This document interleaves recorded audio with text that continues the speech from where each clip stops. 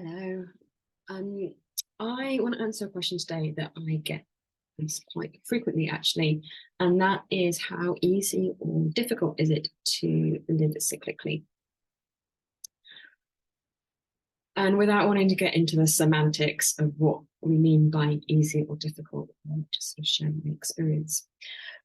So I think on one hand, cyclical living feels to me like one of the easiest things that I do as a practice, because at its core, cyclical living is it's an awareness practice. Like it's a practice of noticing where I am in any given cycle. And then I have this framework, this archetypal framework that comes from cyclical living that helps me understand my experience in that moment and therefore what I might need to support myself and navigate the world with a little bit more grace. So the way I generally experience cyclical living, rather than as something else I have to do, it's a framework, it's an instruction manual, if you like, that I can relax into. And that doesn't feel difficult.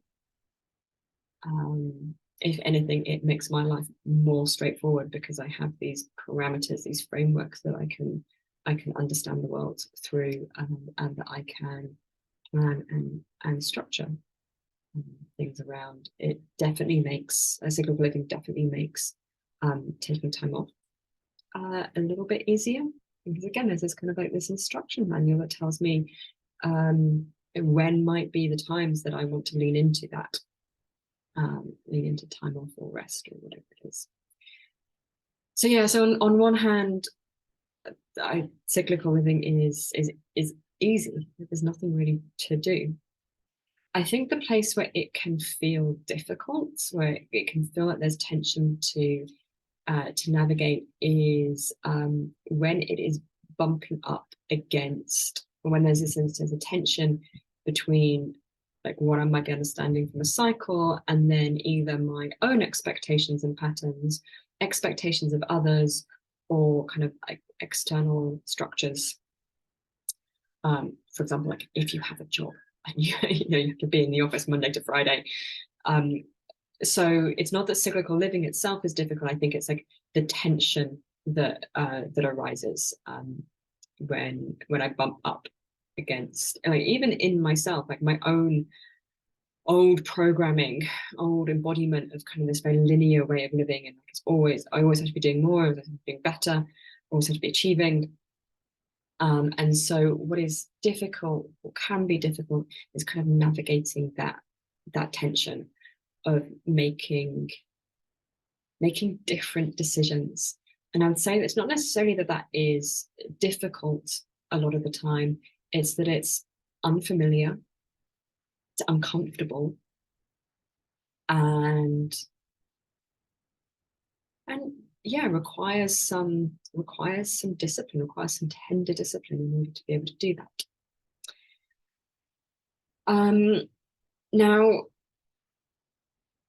yeah, I think the place I'm getting to with this is that I want to kind of like reject the premise of the question, because I don't think it's about whether it's easy or difficult.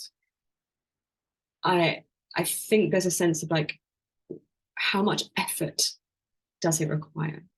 And so again, I'd like to stress that like the actual practice of cyclical living for me is almost effortless. Like it really helps my body relax. The more I'm practicing, the more I feel like this sort of sense of trust, like there's something I can relax into that definitely feels like it takes less effort than my old like go, keep pushing, bulldoze over myself kind of way of being. That said, it does require practice, and any practice requires attention, intention,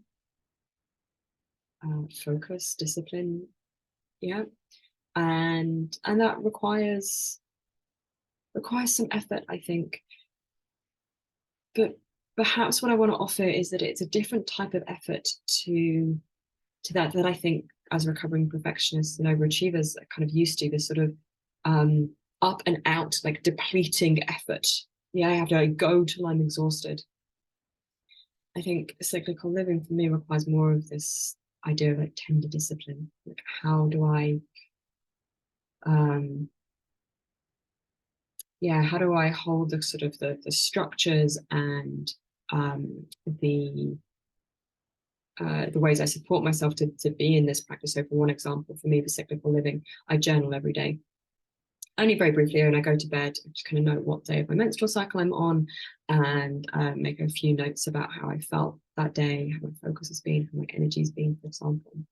And you can do that with the menstrual cycle. You could do that over the course of the day. You could do that every couple of hours over the course of days. You're tracking your circadian rhythm, for example. So that's like a structure that I have.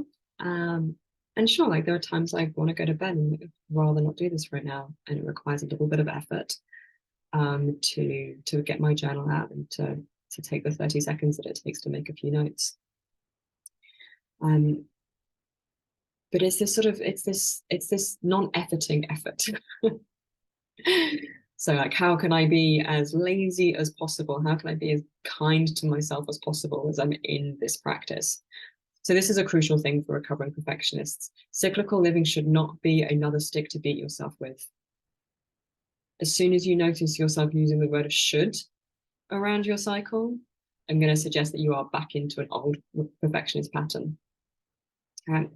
So how can you show up for this practice? How can you be with yourself in the practice of cyclical living as an awareness practice, not a performance practice, and as gently with yourself as possible? For me, that's what it really means to embody cyclical living, to be with myself wherever I'm at, however I'm feeling. That is okay. How I'm encountering myself so that I might have agency to make a choice. And I think I can probably sum all of this up in a question that delights so many of my clients, and that is, what is the 1% shift? So rather than trying to completely overhaul your life in probably the space of less than a week and be a completely different person, yeah, I'm speaking from experience here. What is the 1% shift that you can make? Yeah, how could you bring 1% more ease into what you're doing right now if you're in a winter cycle? Yeah, how could you what are the tiny little steps that you can make that bring a little bit more cyclical awareness into your world? Because that's all it takes. These like little micro changes, practicing them over time. That's what creates the big shift. I learned this most on the year that I decided to run 1,000 miles, totally arbitrarily. Just seemed like a good number. 1,000 miles over the course of the year is basically 3 miles a day, and it's really the only way to do it. I'm sorry, internet just went funky there. Sure, I mean, you can run like several marathons or ultra marathons in order to hit 1,000 miles. But really, it's broken up into like little daily actions, like getting up and going for a run every day. And I think cyclical living is a similar kind of thing. I mean, there's no place to get to with it. This sense of like, what are the small things that I'm doing every day that build up and make a difference over time? And that's one of the things that I find makes it easy.